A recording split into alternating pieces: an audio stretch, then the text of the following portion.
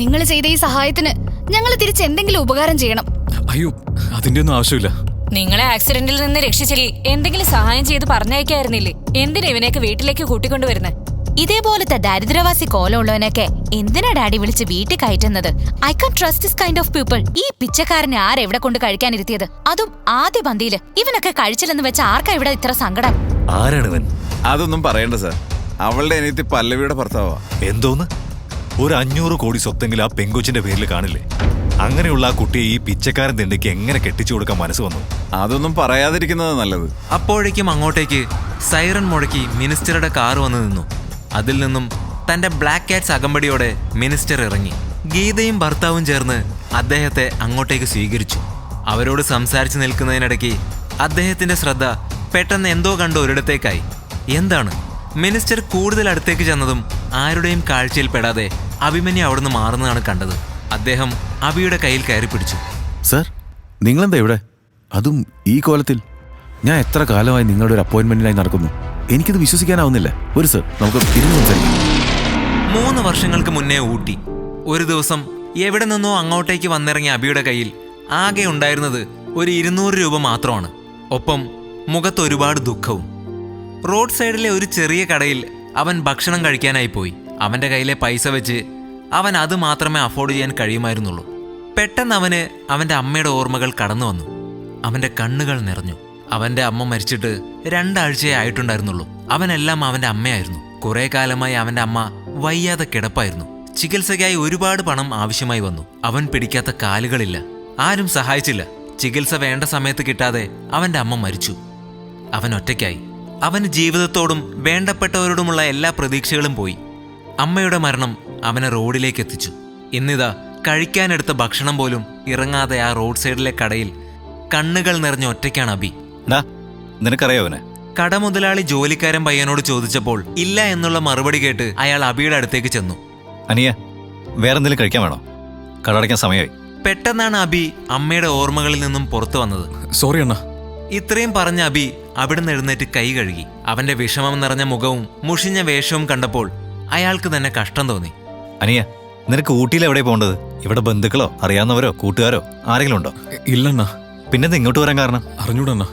പെട്ടെന്ന് എന്തോ ആലോചിച്ച് വീട്ടിൽ നിന്ന് ഇറങ്ങിയതാ. ആദ്യം മുന്നിൽ വന്ന് നിന്നത് ഊട്ടി ബസ്സായിരുന്നു. അത് കയറിങ്ങ് പോന്നു. എനിക്ക് സ്വന്തമെന്ന് പറയാൻ ആരുമില്ല. ഉണ്ടായിരുന്നത് അമ്മയായിരുന്നു. കുറച്ചു ദിവസം മുന്നേ എന്നെയും ലോകവും വിട്ടുപോയി. എന്തെങ്കിലും ചെയ്യണമെന്നാ. എവിടെയെങ്കിലും ഒരു ജോലി കണ്ടുപിടിച്ച് കൂടണം. ഇവിടെ ആരെയും അറിയാതെ നീ എങ്ങനെ പിടിച്ചു നിൽക്കും? നീ ഇരിക്കേ, ഞാൻ നോക്കട്ടെ എന്തെങ്കിലും ജോലി കണ്ടുപിടിക്കാൻ പറ്റുമെന്ന്. തൽക്കാലം ഇവിടെ ഇരിക്കേ, ഞാൻ ഉച്ചക്കത്തേക്കുള്ള ഫുഡ് റെഡിയാക്കട്ടെ. കഴിച്ചിട്ട് പോയാൽ മതി. അയ്യോ വേണ്ടണ്ണ. കഴിച്ചിട്ട് പോയാൽ മതി. എന്തെങ്കിലും അതിനിടയ്ക്ക് ഓർമ്മ വന്നാൽ ഞാൻ പറയാം. നീ ഇവിടെ ഇരിക്കേ.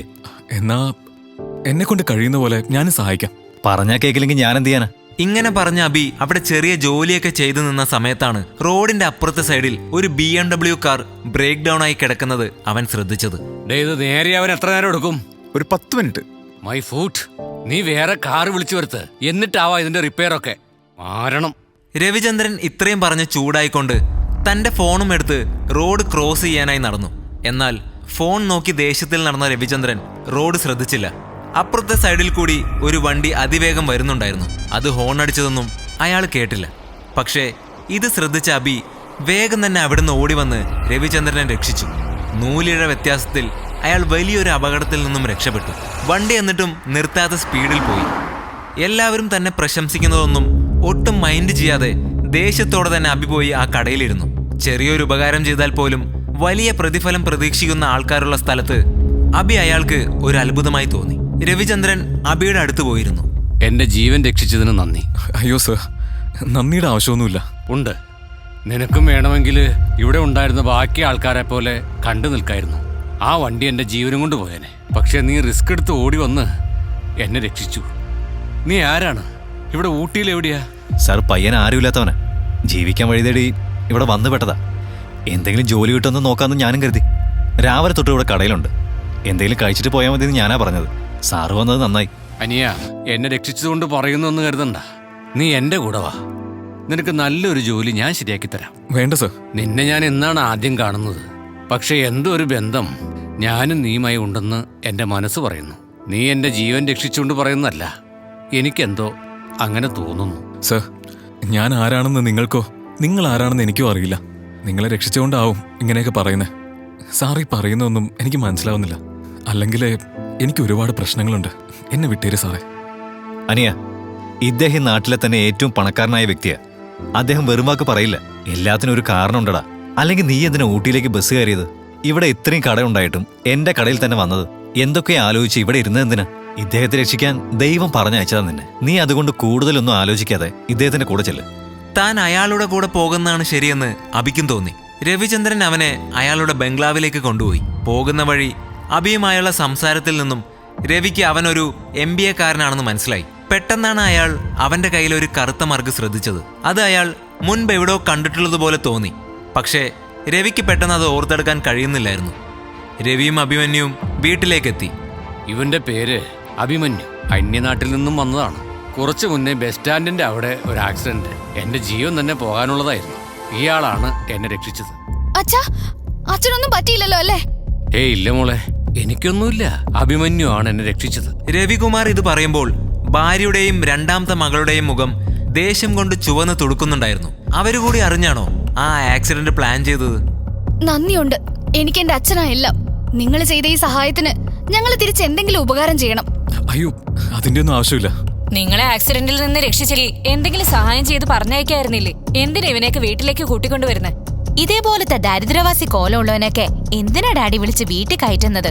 I can trust this kind of people. അമ്മയുടെ ബുദ്ധി കാണിക്കണ്ടേ ഒരു മകളെങ്കിലും?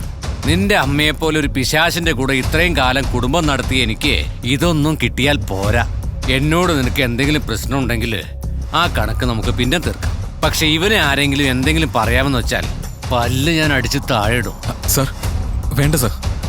സാറിന്റെ എന്നല്ല, ഏത് വീട്ടുകാരാണെങ്കിലും എന്നെപ്പോലെ ഒരുത്തന്നെ വീട്ടിലേക്ക് കൂട്ടിക്കൊണ്ടുവന്നാൽ ഇങ്ങനെ തന്നെ പറയും. അത് അവരുടെ കുറ്റമല്ല. ഞാൻ കാരണം ഇവിടെ ഒരു വഴക്ക് വേണ്ട. ഞാൻ പോയേക്കാം സാർ. ഇല്ല, നിങ്ങൾ പോകാൻ പാടില്ല. ഇപ്പോൾ ഇവിടെ സംഭവിച്ചതിന് ഞാൻ മാപ്പ് പറയുന്നു. അതാണ് അഭി, ഞാനും എന്റെ മൂത്ത മകൾ പല്ലവിയും നിങ്ങളോട് ഇവിടെ സംഭവിച്ചതിനൊക്കെ മാപ്പ് പറയുന്നു. എന്റെ ഭാര്യയെയും ഇളയ മകളെയും ഞാനെന്നല്ല ദൈവം വിചാരിച്ചാലും തിരുത്താൻ കഴിയില്ല. അതുകൊണ്ട് അവര് പറയുന്ന ഒന്നും കാര്യമാക്കണ്ട. പിന്നെ അവര് പറയുന്നത് കേട്ട് ഞാൻ ഇപ്പോ നിന്നെ ഇവിടുന്ന് പറഞ്ഞു വിട്ടാൽ അതെന്നും എനിക്കൊരു കുറ്റബോധമായി ഉള്ളിൽ കിടക്കും.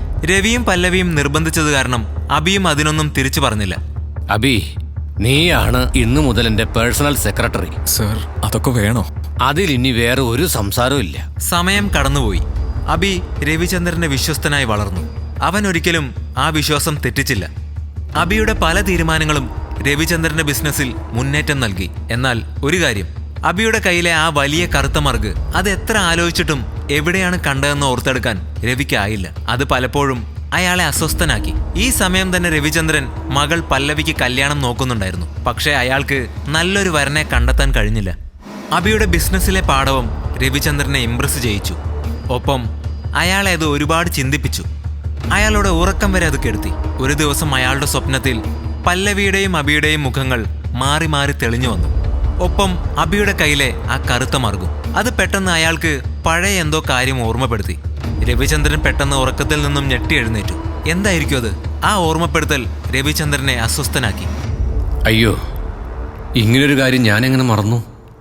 അതും ഇത്രയും കാലം എൻ്റെ ഓർമ്മയിൽ എങ്ങനെ വരാതെ പോയി? ഇന്നത്തെ അവൻ്റെ അവസ്ഥയ്ക്ക് അറിഞ്ഞോ അറിയാതെയോ ഞാനും ഒരു കാരണമല്ലേ?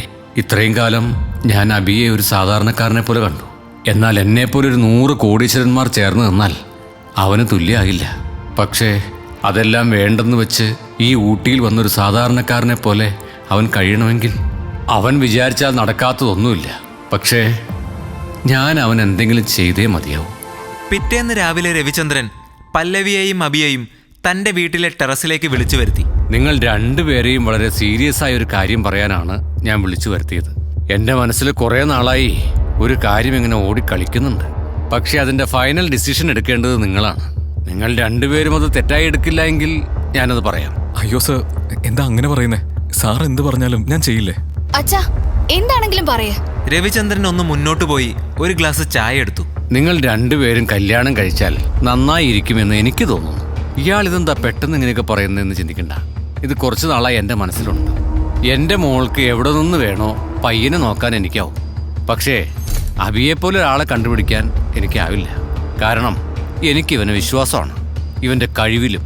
ഞാൻ ഇയാളെ രക്ഷിച്ചത് കൊണ്ടാണോ ഇയാൾ ഇങ്ങനെയൊക്കെ പറയുന്നതെന്ന് അഭിയും ചിന്തിക്കണ്ട. നിന്റെ കഴിവിലുള്ള വിശ്വാസമാണ് എന്നെ കൊണ്ടങ്ങനെ ചിന്തിപ്പിച്ചത്. ഇനി ഇതിൽ തീരുമാനം എടുക്കേണ്ടത് നിങ്ങളാണ്. അച്ഛാ, ഈ പറഞ്ഞത് എനിക്ക് ഷോക്കിംഗ് ആയിരുന്നു. പക്ഷെ ഞാൻ ഇന്നേ വരെ എല്ലാ കാര്യത്തിലും അച്ഛന്റെ സന്തോഷമേ നോക്കിയിട്ടുള്ളൂ. പക്ഷെ ഞാൻ അഭിയെ അങ്ങനെ കണ്ടിട്ടില്ല. എന്നാൽ അച്ഛൻ ഇങ്ങനെ ഒരു തീരുമാനം എടുക്കണമെങ്കിൽ അതിലെന്തോ കാര്യമുണ്ട്. അഭിക്ക് ഈ കല്യാണത്തിൽ പൂർണ്ണ സമ്മതമാണെങ്കിൽ എനിക്ക് സമ്മതമാണ്. സർ, എനിക്കെന്ന് പറയാൻ ആരുമില്ലാത്ത ഒരാളാണ് ഞാൻ. എന്റെ സ്വന്തക്കാര് തന്നെ കണ്ട ഭാവം വെക്കാറില്ല. അങ്ങനെയുള്ള എനിക്ക് സാർ എന്ത് കണ്ടിട്ടാ സാറിന്റെ മകളെ കെട്ടിച്ചേരാൻ പോകുന്നതെന്ന് എനിക്കറിയില്ല. ഞാനിതിനൊക്കെ യോഗ്യനാണോ എന്ന് പോലും എനിക്കറിയില്ല. പിന്നെ ഞാനും പല്ലവി അങ്ങനെ കണ്ടിട്ടില്ല.